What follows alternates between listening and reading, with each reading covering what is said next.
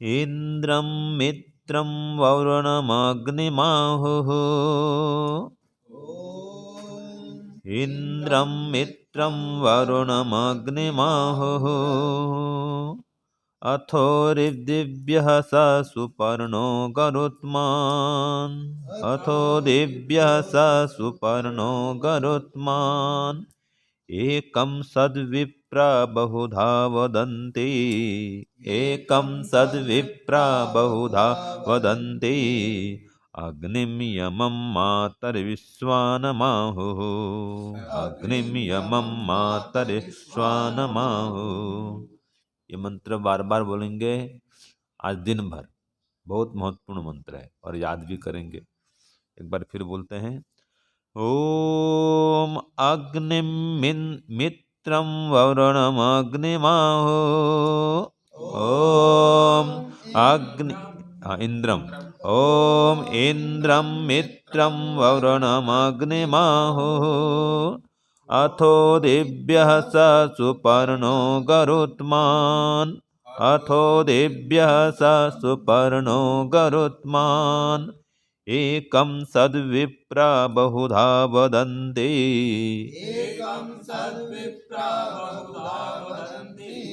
अग्निं यमं मातरिश्वानमाहुः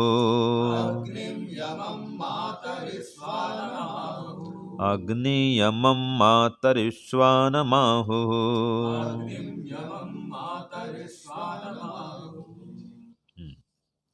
हे ईश्वर, हम यह पठन पाठन आपको प्राप्त करने और कराने के लिए साधन के रूप में करने जा रहे हैं। इस कर्म को और इसके कर्म फल को भी आपको अर्पित करते हैं। ओम शांति शांति शांति। सबको सादर नमस्ते जी। तो आज का जो मंत्र है बहुत ही प्रसिद्ध मंत्र है। इसका जो अंश है ना मंत्र का, एकम सद्विप्रा बहुधा वदन्ति, ये तो विश्व प्रसिद्ध है। बड़े बड़े नेता भी इसका उच्चारण करते हैं, कथन करते हैं कि एकम सद्विप्रा बहुधा वदन्ति, कि वो परमपिता परमात्मा एक ही है और उसको विप्र लोग, विद्वान लोग अनेक नामों से कहते हैं, पुकारते हैं, बुलाते हैं। तो नाम अनेक लेकिन ईश्वर एक। यही है समस्त समस्याओं का समाधान। हाँ जी, विश्व की समस्त समस्याओं का समाधान क्या है? ये मंत्र है। क्या समझे? विश्व की समस्त समस्याओं का समाधान इसी मंत्र में है।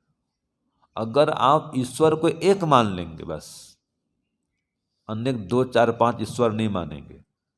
और कैसा ईश्वर? जो उसका सच्चा स्वरूप है, उसको जानकर मान करके उसके अनुसार चलेंगे।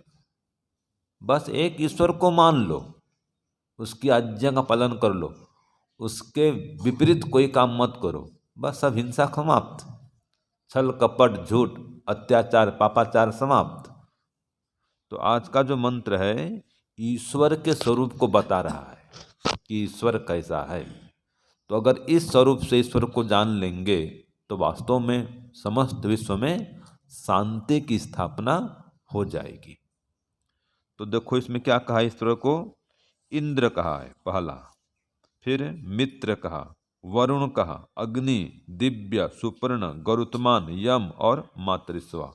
9 नाम दिए हैं इसमें, ईश्वर के 9 नाम और गुणों सहित। लेकिन बाद में कहते ये 9 नाम तो परमात्मा के हैं, लेकिन परमात्मा 9-10 नहीं है, वो तो एक ही है। तो सबसे पहले क्या कहा मंत्र में? इंद्रम। वो परमात्मा कैसा है? इंद्र है, माने अनंत ऐश्वर्यवान है, इसलिए इंद्र कहलाता है। इसके पहले भी आपको कहा था दुष्ट नाशक है, सेनापति है, राजा है, अनेक अर्थ आपको इंद्र के मैंने बताए थे। तो यहाँ पर लेंगे वो अनंत ऐश्वर्यवान है, ऐश्वर्यवान है, अत्यंत ऐश्वर्य वाला है। ठीक है, ये संसार भर का ऐश्वर्य उसका ही है। वो परमात्मा भगवान कहलाता है, भगवान कहलाता है, इंद्र कहलाता है। फिर मित्र, वो सबका मित्र है, अर्थात सबका सहायक है और सबको प्रीति करने के योग्य है, इसलिए वो मित्र कहलाता है। स्वयं तो सबका समान रूप से मित्र है ही, और हम सबके लिए भी वह प्रीति करने के योग्य है, स्तुति करने के योग्य है। तो हम सब उसको अपना मित्र माने। वो परम मित्र है, सदा सर्वत्र सहायक है। तो ऐसा वो सबका सहायक परम मित्र है। तो इंद्र भी है, मित्र भी है, और वरुण भी है जी। वरुण माने सर्वश्रेष्ठ वर्णीय परमात्मा, वही वर्ण करने के योग्य है, वही धारण करने के योग्य है। वो परमात्मा वरुण जो अत्यंत वर्णीय है, सर्वश्रेष्ठ वर्णीय है, उसके समान वर्ण करण योग्य संसार में कोई पदार्थ नहीं है। तो परमात्मा वरुण कहलाता है। फिर अग्नि, अग्नि माने ज्ञान स्वरूप। अग्नि है अग्रणी भवति, सबसे आगे रहने वाला, हर क्षेत्र में, ज्ञान में, विद्या में, बुद्धि में, शक्ति में, बल में, पराक्रम में, हर विषय में वो सबसे आगे है। उससे आगे कोई भी नहीं है। धन में, संपत्ति में, ऐश्वर्य में उससे बढ़ा चढ़ा करके कोई अपने को दिखाए, वो मूर्ख है। वही परमात्मा सबसे बढ़ चढ़ करके धनवान भी है, ऐश्वर्यवान भी है, गुणवान भी है, बलवान भी है, विद्वान भी है, सब प्रकार से सर्वोत्कृष्ट है। तो वो परमात्मा अग्नि जानने के योग्य है, ज्ञान स्वरूप, जानने योग्य है, और सर्वत्र व्याप्त है, चेतन है, इसलिए वह अग्नि कहलाता है। फिर दिव्य है, वो प्रकाशमय है, दिव्यता से भरपूर है, दिव्य गुणों का भंडार है, और सबका प्रकाशक है। प्रकाशमय भी है, प्रकाशक भी है। तो प्रकाशमय मतलब ऐसे भौतिक प्रकाश नहीं, उसमें ज्ञान का प्रकाश है, तो ज्ञान के प्रकाश से युक्त है, और उत्कृष्ट गुणों से भी युक्त है, इसलिए वो परमात्मा दिव्य कहलाता है, दिव्य गुणों का धाम है। फिर कहा सुपर्ण। सुपर्ण माने क्या होता है? सुपर्ण का अर्थ होता है सुंदर ढंग से पालन करने की सामर्थ्य वाला है। सुंदर ढंग से पालन करने का सामर्थ्य जिसमें है वो सुपर्ण। वैसे सुपर्ण का एक अर्थ होता है पक्षी भी, पता है आपको? वो मंत्र नहीं बोलते हैं द्वा सुपर्णा सयुजा सखाया, तो वहां पर सुपर्ण माने क्या कहा है? पक्षी, सुंदर पंख वाला पक्षी। ठीक है जी। तो एक वृक्ष में सुंदर पंख वाले दो पक्षी हैं, वहां पर सुपर्ण माने पक्षी का अर्थ क्या? सुपर्ण, सुंदर पंख वाला। यहां पर कहा सुंदर ढंग से पालन करने वाला। ठीक है, माने जो संसार का पालन करने में समर्थ है वो क्या कहलाता है? सुपर्ण कहलाता है। और इसलिए परमात्मा का एक नाम शकुनी भी है। पता है क्यों आचार्य जी? शकुनी का नाम कहाँ पता है? कौन से मंत्र में आया है? कौन से पुस्तक में है? आर्याभिविनय में है। तो हम शकुनिस्तम वदत, ऐसा मंत्र है, वो शकुनी समान बोलने वाला है।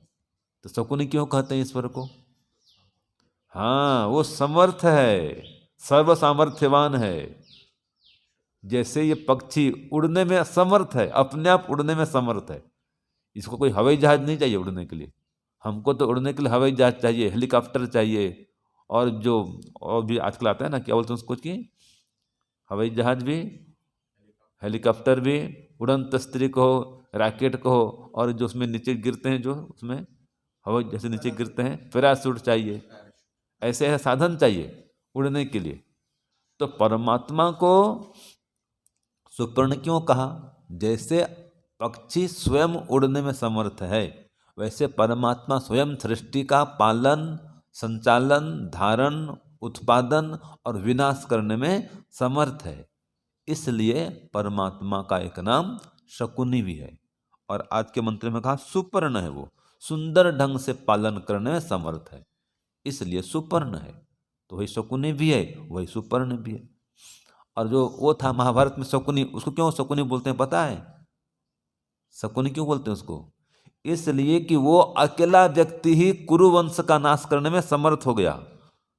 हाँ, वो कुरुवंश का नाश करने के लिए वहां गया था। रुका था, पता है हमको। वो जानता था कि पांडव शक्तिमान है, इसको नष्ट करेंगे। वो बदला ले रहा था। क्यों बदला लिया था पता है? क्यों? क्योंकि दुर्योधन ने ना उसका बंदी बना के रखा था, हाँ, वो उतने पिताजी को और भाइयों को, सभी को। सबको बंदी घर में रखा था, और मात्र एक व्यक्ति का भोजन ही पहुंचाया जाता था। एक थाली भोजन मिलेगा, बस एक व्यक्ति का भोजन, सब खाओ। तो उसके पिता ने कहा भी ऐसे तो हम सब मर जाएंगे, तो एक खाओ तो एक जीवित रहोगे, और तू बदला लेना। ठीक है, तो वो प्रतिशोध की ज्वाला में जल रहा था। ठीक है जी। तो क्यों बंदी में डाल दिया पता है?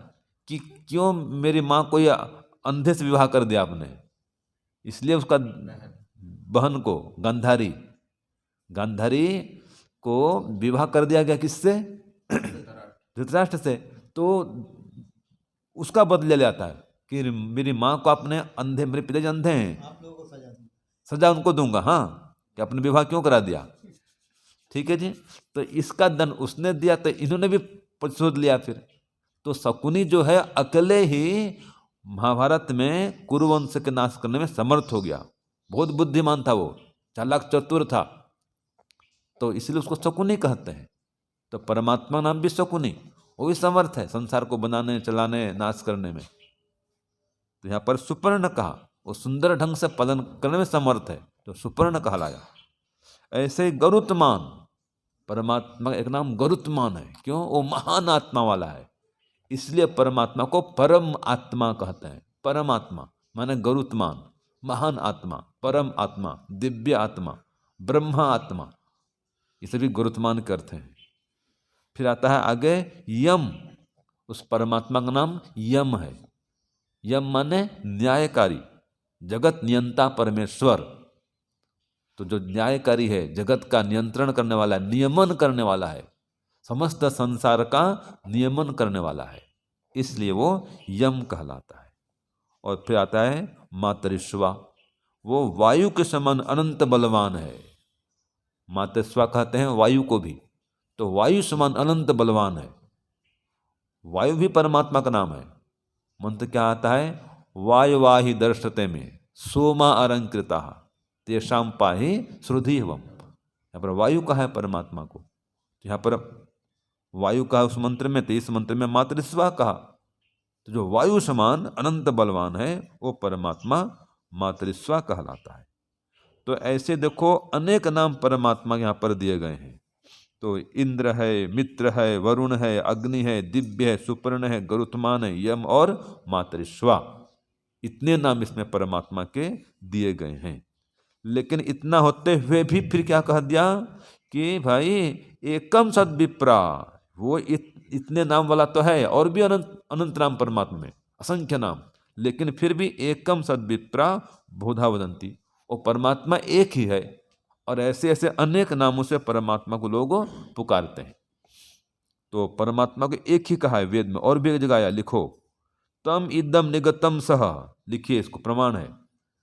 स एष एक, एक वृद्ध एक एव, कितना प्रमाण दिया, वो एक है, एक है, एक ही है, कह दिया कि वह परमात्मा जो है तम इदम निगतम सह, तम इदम निगतम सह, स एष एक, एक वृत्त एक एव, ये प्रमाण दिया। स एष एक, फिर एक, एक फिर एक वृद्ध, फिर एक है, वो 3 बार आया है।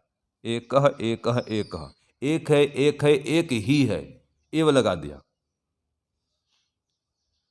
सह एष एक, फिर एक वृत्त एक एव, एक ही है, एक ही है, और 2 4 5 10 परमात्मा नहीं है, ये भी खोल दिया। ये वेद की शैली है, संविधान की शैली है, ऋषियों की शैली है। एक बात को दोनों प्रकार से कहेंगे, ऐसा है और ऐसा नहीं है। तो एक तो ऊपर कह दिया कि वो परमात्मा एक है, फिर बाद में कह रहा है, देखो लिखो, न द्वितीयो न तृतीय, लिखिए कि 2 3 4 5 नहीं है, 10 तक गिनती गिना दिया इसमें। क्या कहा? न द्वितीयो न तृतीय चतुर्थो नापि उच्यते स य एतं देवम एकवृत्तम वेद। वो एक ही है भाई, 2, 3, 4 नहीं है। इस मंत्र में हाथ तक कहा। फिर अगर कहा न पंचमो न षष्ठः सप्तमो नाप्युच्यते य एतं देव एकमृतं वेद।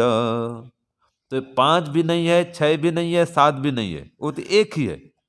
फिर आगे कहा दिया न अष्टमो न नवमो दसमो नापि उच्यते य एतं देवम एकम एकवृतम वेद।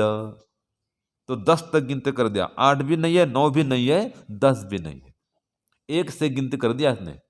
पहले तो कहा एक ही है, फिर बाद में कहा दिया 2, 3, 4, 5, 6, 7, 8, 9, 10 नहीं है। इतना स्पष्ट प्रमाण है। तो लोग वेद को नहीं पढ़ रहे हैं, इसलिए भटक रहे हैं, अनेक ईश्वर की कल्पना करते हैं, बहुदेवतावाद में फंसे हुए हैं, जबकि वेद में एकेश्वरवाद की स्थापना है। समझ रहे हैं जी सूरज जी? एकेश्वरवाद और बहुदेवतावाद ये क्या है? हाँ, अनेक ईश्वर मानना। बहुदेवतावाद माने अनेक ईश्वर की कल्पना करना, अनेकेश्वरवाद भी कहते हैं इसको। एक होता है अनेकेश्वरवाद, एक होता है एकेश्वरवाद। तो वेद मानता है एकेश्वरवाद को, बाकी लोग क्या मान लिए हैं? अनेकेश्वरवाद। ब्रह्मा भी परमात्मा है, विष्णु भी, ये भी, वो भी, और सबको अलग अलग मान लेते हैं। ये गड़बड़ है भाई। ये सब परमात्मा के नाम हैं, अलग अलग व्यक्ति नहीं है। वो तो अलग अलग व्यक्ति रूप में मानते हैं। शिव भगवान कैलाश में रहते हैं, ठीक है, ब्रह्मा अपने धाम में रहते हैं, ब्रह्म धाम में रहते हैं, विष्णु अपने धाम में रहते हैं, वैकुंठ धाम में रहते हैं। तो ये समस्या है। तो आज सभी समस्याओं समाधान इसी में होगा कि एक परमात्मा को मानो, न्यायकारी मानो, सर्वत्र व्यापक मानो, ठीक है, उसको सबका राजा मानो, तो कल्याण होगा। न्यायकारी मानते हुए उसके न्याय शासन को मानो, अन्याय अधर्म पाप नहीं करो, क्योंकि वो परमात्मा कभी पाप को माफ नहीं करता है। तो जिस ईश्वर के सच्चे स्वरूप को जान जाएंगे तो पाप बढ़ेगा ही नहीं, व्यक्ति पाप करेगा नहीं, ये हिंसा आतंक सब खत्म हो जाएगा। घर घर में यज्ञ होगा, सुबह शाम ईश्वर की उपासना होगी। ईश्वर की उपासना ओम से, गायत्री मंत्र से, क्योंकि देखो ईश्वर का मुख्य नाम क्या है जी? ओम है। एक नाम ही परमात्मा का सर्वश्रेष्ठ नाम, एक ही नाम है बस, उसका निज नाम ओम है। मुख्य नाम परमात्मा का ओम है। तो उसके ओम नाम को मानेंगे तो ये सारे नाम भी मानो, नाम मानने में अंतर नहीं है, उसको अलग अलग मत मानो। आज तो नाम का झगड़ा है ईश्वर में, ईश्वर के नाम से झगड़ा हो रहा है, रूप का झगड़ा है, नाम का झगड़ा है, जगह जगह झगड़ा हो रहा है ना। इसका एक गीत भी है आचार्य जी, इसका भजन भी है। क्या भजन है? नाम का झगड़ा, रूप का झगड़ा, स्थान का झगड़ा है। नाम का झगड़ा, रूप का झगड़ा, स्थान का झगड़ा है। भक्त कहाने वालों में भगवान का झगड़ा है। भक्त कहाने वालों में भगवान का झगड़ा है। ये है। कोई कहे कैलाश धाम में परमेश्वर रहता है, और कोई कहे वैकुंठ धाम में परमात्मा वास करता है। कहीं चौथे और कहीं सातवें आसमान का झगड़ा है, ठीक है। भक्त कहाने वालों में भगवान का झगड़ा है। ये देखो, तो परमात्मा को अलग अलग प्रकार से मानते हैं। कोई कहता है वो चौथे आसमान में है, कोई कहता है सातवें आसमान में है, कोई कहता है वैकुंठ धाम में, कोई कहता है क्षीर सागर में है, कोई कहता है कैलाश धाम में, कोई कहता है परम धाम में है, आजकल कहते हैं अक्षर धाम में है, ठीक है। तो ये परमात्मा को भिन्न भिन्न रूप से मानने से ही विभिन्नता फैल रही है, और लोग अलग अलग टुकड़े में बंट रहे हैं। जबकि जब तक ईश्वर को एक नहीं मानेंगे तो सेफ नहीं होंगे। जो हम कल भी कहते हैं एक है तो सेफ है, मैं वहाँ कहा था, रोहतक में कहा था कल, एक है तो सेफ है, जो मोदी जी कहते हैं सुरक्षित है मतलब। तो एक ईश्वर मानेंगे तभी सेफ हैं, ये भी है। अनेक अनेक ईश्वर मानेंगे तो सुरक्षित नहीं मानेंगे, और जो एक ईश्वर शरण में आ गए तो बेड़ा पार है, ठीक है। अनेक ईश्वर से हमारा काम नहीं, विनाश होगा। जो अनेक ईश्वर मानेंगे विनाश होगा, और एक ईश्वर मानेंगे तो बेड़ा पार हो जाएगा। जैसे कि ये कहा है 100 पुत्र और एक पुत्र, उसमें एक पुत्र ही श्रेष्ठ है। एक पुत्र सच्चा हो जाए बस। पूत कपूत तो क्या धन संचय, और पूत सपूत तो क्या धन संचय। एक ही पुत्र हो पर्याप्त है, सूर्य एक ही पर्याप्त है। ठीक है, ऐसे परमात्मा एक ही है, वो पर्याप्त है। हमको सैकड़ों ईश्वर से कोई काम नहीं, ये सब मिथ्या कल्पना है। 33 करोड़ देवी देवता मानते हैं, वो करोड़ को नहीं होता है। हाँ, देवता माने देने वाले भौतिक पदार्थ होते हैं, वो 33 होते हैं। उनमें से एक परमात्मा देवों का देव महादेव। तो एक ही परमात्मा के शरण में आओ। जैसे एक ही पुत्र सर्वश्रेष्ठ होता है, ऐसे एक ओम परमात्मा ही सर्वश्रेष्ठ हैं। इसका भी एक श्लोक आता है, वरम एको गुणी पुत्रो न च मूर्ख शतान्यपि। आता है ना जी। और एक चंद्रस्तमो हंति न च तारा गणोपि न गणोपि च। ये है। तो एक ही जो सूर्य है वो लाखों करोड़ों तारों से भी श्रेष्ठ है। और ये चंद्रमा जो है ना, ये चंद्रमा क्या करेगा, वो प्रकाश करेगा ना। लेकिन जो एक सूर्य है वो तो चंद्रमा से भी और महान है। जैसे कि चंद्रमा तारों से महान है, लाखों तारे हैं, लेकिन प्रकाश एक चंद्रमा फेंकता है। लेकिन ये जो परमात्मा है वो तो चंद्रमा से भी और श्रेष्ठ है। जैसे कि चंद्रमा से भी सूर्य श्रेष्ठ है, दिन में सबको आलोकित कर देता है। तो ऐसे ही एक सूर्य है, वो सबको प्रकाशित करता है दिन में। एक चंद्र है, सबको करता है प्रकाशित रात्रि में। ऐसे एक परमात्मा है, वो दिन और रात दोनों समय में सबको प्रकाशित कर रहा है। सूर्य को भी प्रकाशित करता है और चंद्र को ही प्रकाशित करता है। ऐसा है परमात्मा। इसलिए उस एक परमात्मा के शरण में आए। उसके शरण में आएंगे तो लाभ ही लाभ है। उसके सच्चे स्वरूप को जाने। अगर उसको जान लेंगे तो हानि नहीं है भाई, पराजय नहीं है, सर्वत्र विजय ही विजय है। और कैसे जानेंगे कि वो हृदय में रहने वाला एक ईश्वर है ना। ओम कृतो स्मरा, उस ओम परमात्मा का स्मरण हृदय में स्थित मान के करो। तस्य वाचक प्रणव, उसका मुख्य नाम ओम है। और रहता भले ही सभी जगह है, लेकिन जो मिलना होगा तो हृदय में मिलना होगा। ओम खम ब्रह्म, सारे ब्रह्मांड में एक परमात्मा ही व्याप्त है, अनेक परमात्मा नहीं है। और वो सब जगह व्याप्त है। जब मिलना चाहो कि कहाँ मिलेंगे, हृदय में। हम पढ़े ना उपनिषद में, क्या कहा है इसको, इसको क्या कहा है, दहर कहा है। गुफा दहर, इसका नाम दहर है। दहर अस्मिन् पुंडरीकाक्षे, वो हम वहाँ भी पढ़े हैं, वेदांत में भी पढ़े हैं। वेदांत हृदय स्थितम, एक श्लोक इसका भी आता है, लाभस्तेषां जयस्तेषां कुतस्तेषां पराजयः हे येषां हृदय स्थो भगवान मंगलाय तनो हरिः। ये है कि उसका तो लाभ ही लाभ है भाई, जय ही जय है। ऐसे व्यक्तियों का, लोगों का पराजय है ही नहीं। कुतः तेषां पराजय है, उनका भी पराजय कहाँ है, जिनके हृदय में भगवान स्थित हैं। वही निराकार ओम परमात्मा जिसके हृदय में है, उसका पराजय नहीं है, उसका मंगल ही मंगल होने वाला है। और परमात्मा का नाम हरि भी है। वो हृदय में स्थित परमात्मा सबके दुख को हर लेते हैं, इसलिए हरि कहलाते हैं। तो जो आप विजय चाहते हैं, सफलता चाहते हैं, तो उस एक ईश्वर के शरण में आए। 2, 4, 5, 10 ईश्वर चक्कर में न पड़े। ये जो हम बोलते हैं ना 10 अवतार, इससे उसका खंडन हो जाता है। यहाँ तो स्पष्ट कर दिया कि 2, 4, 5, 10 ईश्वर तो है ही नहीं भाई। तो 10 अवतार परमात्मा का नहीं होता है, वो अवतार लेता ही नहीं है। वेद ने यह कह दिया है, अकामो धीरो अमृतः स्वयंभू रसन तृप्तः न कुतश्चनो न। ठीक है, उसमें कोई कमी है ही नहीं। वो अजर अमर है।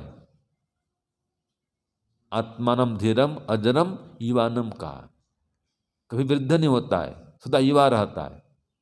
तो वो शरीर से रहित है, इसलिए सदा युवा रहता है, वृद्ध कभी नहीं होता। तो ऐसे एक परमात्मा के शरण में आएंगे, उसकी उपासना करेंगे तो लाभ ही लाभ है, सर्वत्र जय ही जय है, पराजय कहीं नहीं है, और जीवन में सुख शांति ऐश्वर्य का भंडार भरा रहेगा। इस प्रकार उसके शरण में आएंगे तो बस मंत्र यही कहता है, नाम तो बहुत हैं परमात्मा के, लेकिन वो एक है, उसके शरण में आएं और जीवन को सफल बनाएं, समस्त समस्याओं का समाधान पाएं। ओम शांति ओम शम। सबको सादर नमस्ते जी।